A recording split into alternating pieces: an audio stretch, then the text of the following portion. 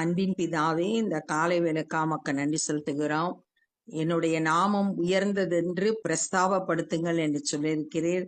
ஆண்டவரே, உம்முடைய நாமம் உயர்ந்தது, அதற்காக துதிக்கிறோம். என் நாமத்தை பிரஸ்தாபப்படுத்துகிற எந்த ஸ்தானத்திலும் நான் வந்து உங்களை ஆசீர்வதிப்பேன் என்று சொல்லியிருக்கிறேன். இந்த காலை வேளையில கர்த்தாவே, எங்கள் ஒவ்வொருவரையும் ஆசீர்வதித்து வழி நடத்தும்படியாய் ஜெபிக்கிறோம். இந்த நாளின் வேத தியானத்தை எங்களுக்கு ஆசீர்வதித்து தாங்க. நேசிக்கிற இயேசு கிறிஸ்துவின் இனிய நாமத்தில் கேட்கிறோம் பிதாவே, ஆமென். அப்போஸ்தலர் 14வது அதிகாரம் 16வது வசனம். சென்ற காலங்களில் அவர் சகல ஜனங்களையும் தங்கள் தங்கள் வழிகளிலே நடக்க விட்டிருந்தோம். இந்த முந்தின பகுதியில நம்ம என்ன பார்க்கிறோம்னா, பவுல் வந்து பிரசங்கம் பண்றதை கேட்டுக்கிட்டு இருந்த சப்பானி வந்து லீஸ்திரான்ற பட்டணத்துல அவனுக்குள்ள விசுவாசம் உண்டாச்சு. பவுல் எழுந்து காலூன்றி நில்லுன்னு சொன்ன உடனே அவை குதித்து எழுந்து நடந்தா. இத பார்த்த அந்த லீஸ்திரால இருக்கிற ஆண்டவர் அறியாத ஜனங்கள் வந்து என்ன நினைச்சாங்கன்னா, பர்னபாவும் பவுலும் வந்து வானத்திலிருந்து வந்த தெய்வங்கள் அப்படின்னு நினைச்சு அவங்களுக்கு மாலை போட்டு எருத பலியிடணும்னு வந்தாங்க. உடனே பர்னபாவும் பவுலும் தங்களோட வஸ்திரங்களை கிழித்து கொண்டு ஓடி அவங்ககிட்ட பேசுறாங்க. நாங்க வந்து சாதாரண மனுஷர் தான், நாங்க தேவர்கள் கிடையாது, நீங்க வீணான தேவர்களை விட்டுட்டு வானத்தையும் பூமி உண்டாக்கின கர்த்தரிடத்துல திரும்புங்கள் அப்படின்னு பிரசங்கம் பண்றப்ப சொல்லப்பட்ட வார்த்தையை தான் பாக்குறோம். சென்ற காலங்களில் அவர் சகல ஜனங்களையும் தங்கள் தங்கள் வழியிலே நடக்க விட்டிருந்தோம். அவங்க இஷ்டம் போல ஜனங்கள் வந்து எல்லாரும் நடந்து வந்தாங்க. அவங்க விரும்பின தெய்வங்களை வழிபட்டு வந்தாங்க. ஆனா அவர் நன்மை செய்து வந்து, தேவன் வந்து ஜனங்களுக்கு நன்மை செய்தார். வானத்திலிருந்து மலைகளையும் செழிப்புள்ள காலங்களையும் நமக்கு தந்து, மழைய கொடுத்து அந்த மழையினால நல்ல செழிப்பு உண்டாகி இதெல்லாம் தர்றது தேவன்தான். ஆகாரத்தினாலும் சந்தோஷத்தினாலும் நம்முடைய இருதயங்களை நிரப்பி, நல்ல ஆகாரம் கிடைக்குது, சந்தோஷம், இதால இருதயத்தை நிரப்புகிறார். இவ்விதமாய் அவர் தம்மை குறித்து சாட்சி விளங்க பண்ணாதிருக்கவில்லை. தம்முடைய அன்பையும் வல்லமையையும் ஜனங்களுக்கு சாட்சியா வெளிப்படும்படியா இதெல்லாம் செய்து வந்தார். நன்மை செய்தார், மழையை கொடுத்தார், செழிப்பை கட்டளையிட்டார், ஆகாரம் சந்தோஷம்லாம் கொடுத்து தன்னுடைய அன்பையும் வல்லமையும் வெளிப்படுத்தி வர்றார். இப்படி அவர்கள் சொல்லியும், பவுலும் பர்னபாவும் தேவனை பற்றி சொல்லி கூட தங்களுக்கு ஜனங்கள் பலியிடாதபடிக்கு அவர்களை அமர்த்துகிறது அரிதாயிருந்தது. தங்களுக்கு பலியிட வந்த அந்த ஜனங்களை, அந்த புறஜாதி ஆண்டவர் அறியாத அந்த ஜனங்களை நிறுத்துறது ரொம்ப கஷ்டமா இருந்துச்சு.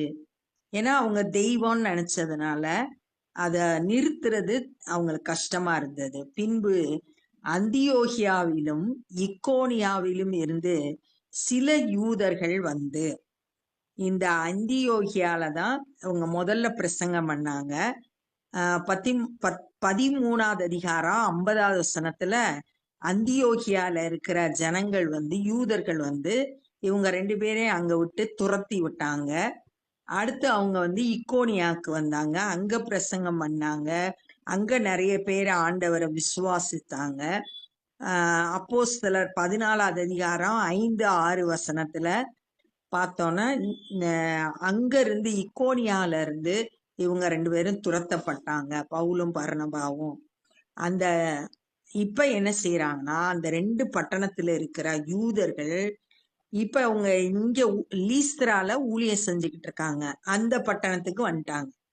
ஜனங்களுக்கு போதனை செய்து பவுலை கல்லெறிந்து அவன் மரித்து போனான் என்று எண்ணி அவனை பட்டணத்துக்கு வெளியிலே இழுத்து கொண்டு போனார்கள். பவுல கல்லெறிஞ்சு செத்து போயிட்டான் அப்படின்னு நினைச்சு அவனை இழுத்துட்டு வந்து பட்டணத்துக்கு வெளியே போட்டுட்டாங்க. கலாத்தியர் 6வது அதிகாரம் 17வது வசனத்துல இயேசுவினுடைய அச்ச அடையாளங்களை நான் என் சரீரத்துல பெற்றிருக்கிறேன் அப்படின்னு சொல்லிட்டு பவுல் அங்க சொல்றத நம்ம வாசிக்கிறோம். இப்ப கல் எறிவுன்றதுனால தழும்புகள் ஏற்பட்டது. இயேசுவுக்காக பாடுகளை சகிக்கிறத இங்க சொல்லியிருக்கு. 2 கொரிந்தியர் 11வது அதிகாரம் 25வது வசனத்துல அந்த பகுதியிலையும் இயேசுவுக்காக பவுல் தான் பட்ட பாடுகளை விலக்கி சொல்லும் போது நான் ஒரு தரம் கல் எறி உண்டேன் அப்படின்னு சொல்லியிருக்காரு. அந்த கல் எறியுண்ட சம்பவம் இங்க நடக்குது. அவன் செத்து போயிட்டான்னு நினைச்சு பிடிச்சு இழுத்துட்டு வந்து வெளியே போட்டாங்க. சீஷர்கள் அவனை சூழ்ந்து நிற்கையில் அவன் எழுந்து பட்டணத்துக்குள் பிரவேசித்தான். சீஷர்கள் வந்துட்டாங்க, சுத்தி நிக்கிறாங்க. அப்ப பவுல் எழுந்து பட்டணத்துக்குள் பிரவேசித்தான். திரும்ப லீஸ்திரா பட்டணத்துக்குள்ள உள்ள போறான். பயந்து அந்த பட்டணத்தை விட்டு ஓடி போகல, அங்க உள்ள பட்டணத்துக்குள்ள போறாரு. மறுநாளில் பர்னபாவுடனே கூட தெர்பைக்கு புறப்பட்டு போனான். லீஸ்திரால முடிச்சுட்டு இப்ப அடுத்து தெர்பைன்ற ஊருக்கு போறாங்க. அந்த பட்டணத்தில் அவர்கள் சுவிசேஷத்தை பிரசங்கித்து அநேகரை சீஷர் ஆக்கின பின்பு, இப்ப தெர்பை பட்டணத்துல இயேசு கிறிஸ்துவை குறித்த சுவிசேஷத்தை அறிவித்து அங்க முடிச்ச பிறகு அநேகரை சீஷராக்கின பின்பு, அநேகருக்கு சுவிசேஷத்தை அறிவித்து சீஷராக்கின பின்பு லீஸ்திராவுக்கும் இக்கோனியாவுக்கும் அந்தியோகியாவுக்கும் திரும்பி வந்து, முதல்ல அவங்க அந்தியோகில இருந்து இக்கோனியா இருந்தாங்க, இக்கோனியால இருந்து லீஸ்திரா வந்தாங்க, லீஸ்திரால இருந்து தெர்பைக்கு வந்தாங்க. இப்ப தெர்பையில இருந்து கிளம்பி ரிட்டர்ன் லீஸ்திரா இக்கோனியா அந்தியோகியாக்கு திரும்ப ரிட்டர்ன் வர்றாங்க. திரும்பி வந்து சீஷருடைய மனதை திடப்படுத்தி, அந்தந்த பட்டணத்துல இருக்கிற சீஷர்களோட மனசை தைரியப்படுத்தி விசுவாசத்திலே நிலைத்திருக்கும்படி அவர்களுக்கு புத்தி சொல்லி, விசுவாசத்துல எப்பயும் நிலைச்சிருக்கணும் அப்படின்றத சொல்லி கொடுக்குறாங்க. விசுவாசத்துல சோர்ந்து போகக்கூடாது, விசுவாசத்தை விட்டு விலகக்கூடாது, நிலைத்திருக்கணும். இயேசு கிறிஸ்து மேல வச்சிருக்கிற நம்பிக்கையில உறுதியா இருக்கணும் அப்படின்றத சொல்லி கொடுக்குறாங்க. நாம் அநேக உபத்திரவங்களின் வழியாய் தேவனுடைய ராஜ்யத்தில் பிரவேசிக்க வேண்டும் என்று சொன்னார்கள். 3 காரியம் சொல்றாங்க. மனதை திடப்படுத்துறாங்க, விசுவாசத்துல நிலைத்திருக்கும்படியா சொல்றாங்க, உபத்திரவத்தின் வழியா தான் தேவனுடைய ராஜ்யத்துல பிரவேசிக்க முடியும்னு கற்றுக் கொடுக்கறாங்க. ஏன்னா அந்த நாட்கள்ல சபைக்கு நிறைய உபத்திரவம் ஏற்பட்டது. இயேசு கிறிஸ்துவை ஏற்றுக்கொண்டவங்களை உபத்திரவப்படுத்தினாங்க. அதனால அவங்கள தைரியப்படுத்தும்படியா பவுல் அவங்களுக்கு இத சொல்றாரு. அல்லாமலும் அந்தந்த சபைகளில் அவர்களுக்கு மூப்பர்களை ஏற்படுத்தி வைத்து உபவாசித்து ஜெபம் பண்ணி அவர்கள் விசுவாசத்து பற்றி கொண்ட கர்த்தருக்கு அவர்களை ஒப்புவித்தார்கள். அந்தந்த சபைகள்ல மூப்பர்களை ஏற்படுத்துறாங்க. இப்ப அவங்க போன இடங்கள் எல்லாம் சபைகள் உருவாக்கப்பட்டிருந்துச்சு. இப்ப ஒவ்வொரு பட்டணத்துக்கு வரும்போது அங்க ஆங்காங்கே தலைவர்களை ஏற்படுத்துறாங்க. சபைகளுக்கு தலைவர்களை ஏற்படுத்தி உபவாசித்து ஜெபம் பண்றாங்க. பண்ணி அந்த விசுவாசிகளை தாங்கள் விசுவாசத்து பற்றி கொண்ட இயேசு கிறிஸ்துவனுடைய கையில ஒப்புவிக்கிறாங்க. ஏன்னா கடைசி வரியந்தமும் விசுவாசத்தை இவங்க காத்து கொள்ளணும். அதனால ஆண்டவருடைய கரத்துல அவங்கள ஒப்புவித்து வந்தாங்க. பின்பு பிசிதியா நாட்டை கடந்து பம்பிலியா நாட்டுக்கு வந்து பெர்கே ஊரில் வசனத்தை பிரசங்கித்து அத்தலியா பட்டணத்திற்கு போனார்கள். அப்படியே ஒவ்வொரு பட்டணமா போறாங்க சுவிசேஷம் அறிவிக்கும்படியா. அங்கே கப்பல் ஏறி தாங்கள் நிறைவேற்றின கிரியைக்காக, தாங்கள் நிறைவேற்றின கிரியை என்ன? ஆங்காங்கே சுவிசேஷ ஊழியம் செய்து சபைகளை உருவாக்குனாங்க. அந்த கிரியைக்காக தேவனுடைய கிருபைக்கு ஒப்புவிக்கப்பட்டு புறப்பட்டு அந்தியோகியாவுக்கு வந்தார்கள். தேவனுடைய கிருபை அந்த சபைகள் எல்லாம் ஒப்புவிச்சு, ஆண்டவரோட கிருபைக்கு ஒப்புவிச்சு அப்படியே புறப்பட்டு இவங்க முதல்ல இருந்த அந்தியோகியா பட்டணத்துக்கு திரும்பி வந்துட்டாங்க. இந்த அந்தியோகியா பட்டணத்துல இருந்துதான் மிஷனரி பயணத்தை ஆரம்பிச்சாங்க. இந்த 13வது அதிகாரம் 4வது வசனத்துல நம்ம வாசிக்கலாம். அங்க இருந்து ஆரம்பிச்ச முதல் மிஷனரி பயணம் இந்த இந்த அதிகாரத்தோட 14வது அதிகாரம் 26வது வசனத்துல முடிவடைகிறது. பவுலோட முதல் மிஷனரி பயணம். அவர்கள் அங்கே சேர்ந்த பொழுது சபையை கூடி வர செய்து தேவன் தங்களை கொண்டு செய்தவைகளையும், அங்கங்க என்ன செய்தார் தேவன், எப்படிலாம் அதிசயங்கள் நடந்துச்சு, சுவிசேஷ ஊழியத்தின் மூலம் எப்படி விசுவாசித்து ஆண்டவரை ஏற்றுக்கொண்டாங்க, அந்த காரியங்கள் எல்லாம் விவரித்து சொல்லுகிறார். அவர் புறஜாதிகளுக்கு விசுவாசத்தின் கதவை திறந்ததையும் அறிவித்து, புறஜாதிகளும் சுவிசேஷத்தை ஏற்றுக்கொண்டாங்க அப்படின்றதுக்கு விசுவாசத்தின் கதவுகள் திறந்தது, அநேகர் ஏற்றுக்கொண்டாங்க அப்படின்றத அறிவிக்கிறாரு. 1 கொரிந்தியர் 16வது அதிகாரம் 9வது வசனம், 2 கொரிந்தியர் 2வது அதிகாரம் 12வது வசனம், இது எல்லாத்துலயும் சுவிசேஷம் அறிவிக்கிறதுக்கான கதவுகள் திறக்கப்பட்டது அப்படின்னு சொல்லிட்டு பவுல் தன்னுடைய அனுபவத்தை சொல்றார். அது மாதிரி இங்கேயும் விசுவாச கதவுகள் திறக்கப்பட்டது. புறஜாதிகள் இயேசு கிறிஸ்துவை விசுவாசித்தார்கள், அதை அறிவித்து அங்கே சீசருடனே கூட அநேக நாள் சஞ்சரித்திருந்தார்கள். அந்த அந்தியோகியா பட்டணத்துல தங்கி இருக்கிறாங்க. அங்க இருக்கிற சீஷர்களோட தங்கி இருந்தாங்க அப்படின்றத சொல்லப்பட்டிருக்கு.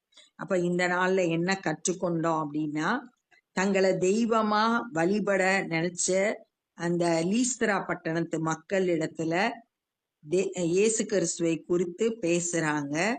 நாங்க மனுஷர் தான் அப்படின்னு சொல்லிட்டு கடந்த நாட்கள்ல தேவன் ஜனங்களை அவரவர் வழியில நடக்க விட்டிருந்தாலும் நன்மை செய்தாரு. மழைய பெய்ய பண்ணி செழிப்பான காலத்தை தந்து ஆகாரமும் சந்தோஷமும் இருதயத்தை நிரப்பும்படியா செய்தாரு அப்படின்னு சொல்லிட்டு இயேசு கிறிஸ்துவை குறித்து தேவனை குறிச்சு அவங்களுக்கு சொன்னதன் மூலம் தன்னுடைய அன்பையும் தேவனுடைய அன்பையும் வல்லமையும் அவங்களுக்கு விலக்கி கூறுறாங்க. இப்படி அவர்கள் சொன்னா கூட அவங்க பலி செலுத்தாம இருக்கிறத தடுக்கிறது ரொம்ப கஷ்டமா இருந்துச்சு. அந்தியோகியால இருந்தும் இக்கோனியால இருந்தும் யூதர்கள் இங்க இருக்க லீஸ்திராவில இருக்கிற ஜனங்களுக்கு போதகம் பண்ணி பவுல கல்லெறிஞ்சி அவன் செத்து போயிட்டான்னு நினைச்சு லீஸ்திரா பட்டணத்துக்கு வெளியே இழுத்து கொண்டு போட்டுட்டு போயிட்டாங்க. சீஷர்கள் அவங்கள சூழ்ந்து கொண்டு போது பவுல் எழுந்து பட்டணத்துக்குள்ள திரும்ப போறாரு. அங்கிருந்து அடுத்த நாள் தெர்பைக்கு கிளம்பி போறாங்க. அங்கு பிரசங்கம் பண்ணி அநேகரை சீஷராக்கிட்டு ரிட்டர்ன் லீஸ்திரா, இக்கோனியா, அந்தியோகியாக்கு திரும்ப அங்க இருக்கிற விசுவாசிகள் இடத்துல தைரியமா இருக்கும்படியாகவும் விசுவாசத்துல நிலைத்திருக்கணும், இயேசு கிறிஸ்துவின் நிமித்தம் நீங்க பாடுகளை சகித்து தேவனுடைய ராஜ்யத்துல பிரவேசிக்கணும் அப்படின்றத உங்களுக்கு கற்றுக் கொடுக்குறாங்க. அந்தந்த சபையில தலைவர்களை ஏற்படுத்தி உபவாசம் பண்ணி ஜெபம் பண்ணி அங்க இருக்கிற அவர்களை கர்த்தரிடத்துல ஒப்புவித்துட்டு வந்தாங்க. அடுத்து அப்படியே வர்ற வழியில பல பட்டணங்கள்ல சுவிசேஷம் அறிவித்தாங்க. கடைசியா கப்பல் ஏறி அந்தியோகியாவுக்கு வந்தாங்க. தங்கள் நிறைவேற்றின கிரியைக்காக நாங்க செய்த ஊழியங்கள் எல்லாம் தேவனோட கிருபைக்கு ஒப்புவித்துட்டு அந்தியோகியாவுக்கு வந்தாங்க. அங்கு சபையை கூடி வர செய்து அவங்க கிட்ட என்னெல்லாம் நடந்துச்சு, புறஜாதிகளுக்கு விசுவாசத்தின் கதவு திறக்கப்பட்டது. அவங்க இயேசு கிறிஸ்துவை ஏற்றுக்கொண்டதை விளக்கமா எல்லாத்தையும் அறிவித்தாங்க. அந்தியோகியால சீஷர்களோடு கூட அநேக நாள் தங்கி இருந்தாங்க அப்படின்றத இந்த நாள்ல நம்ம தியானிச்சோம். இப்ப நம்ம ஜெபம் பண்ண போறோம். அன்பின் பிதாவே, இந்த நாள்ல நாங்க கற்றுக்கொண்ட அந்த வேத பகுதிக்காய் நன்றி செலுத்துகிறோம். உபத்திரவத்தின் வழியாய் தேவனுடைய ராஜ்யத்துல பிரவேசிக்கணும்ன்றத ஆண்டவரே நாங்களும் அறிந்து கொண்டவர்களாய், எத்தனை கஷ்டம் வந்தாலும் விசுவாசத்துல நிலைத்திருக்க ஒவ்வொருவருக்கும் கிருபை தாங்க ஆண்டவரே. மனதுல இருக்கிற போராட்டங்கள் எல்லாவற்றையும் எடுத்து போட்டு தைரியத்தை தந்து உம்மோடு நடக்கிறவர்களாய் நாங்கள் காணப்பட கிருபை செய்யுங்க. இந்த நாள்ல கூட சுவிசேஷத்தின் நிமித்தம் பாடுகளை உபத்திரவங்களை சகிக்கிற மிஷினரிகள் மற்றும் ஊழியர்களுக்காய் உம்மை நோக்கி பார்க்கிறோம். ஆண்டவரே, ஒவ்வொருவருக்கும் நல்ல தைரியத்தை தாங்க, பிரச்சனையிலிருந்து விடுதலையை தந்து ஆசீர்வதிங்க அப்பா. புறஜாதிகளுக்கு விசுவாசத்தின் கதவு திறக்கப்பட்டது போல இந்த நாட்கள்ல கூட அநேகர் உம்மை விசுவாசித்து ஏற்றுக்கொள்ள கிருபை செய்யுங்க. சுவிசேஷ பணியை செய்கிற ஒவ்வொருவரையும் கரத்தில் எடுத்து பயன்படுத்துங்க. எங்களையும் வழி நடத்துங்க. உம்முடைய கரத்துல ஒப்பு கொடுக்கிறோம். நேசிக்கிற இயேசு கிறிஸ்துவின் இனிய நாமத்தில் கேட்கிறோம் பிதாவே, ஆமென். என் ஆத்துமாவே கர்த்தரை ஸ்தோத்திரி, என் முழுவலுமே பரிசுத்த நாமத்தை ஸ்தோத்திரி. என் ஆத்துமாவே கர்த்தரை ஸ்தோத்திரி, கர்த்தர் செய்த சகல உபகாரங்களை மறவாதே. ஆமென். God bless you.